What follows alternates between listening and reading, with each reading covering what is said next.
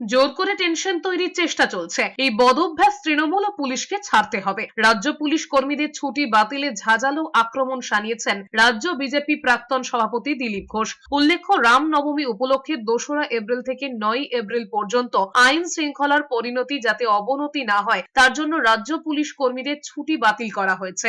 দিলীপ ঘোষ বলেছেন, হিন্দুদের ওপর উৎসব হলে দুর্ঘটনার ভয় আসে কেন? যারা দুর্ঘটনা ঘটাতে পারে তাদের দেখা দরকার পুলিশের, হিন্দুদের সামলাতে হবে কেন? রামনবমী এলে সবার টেনশন বাড়ে কেন? কিসের কষ্ট এত? আর আমি চাই এই কষ্টটা বাড়ুক।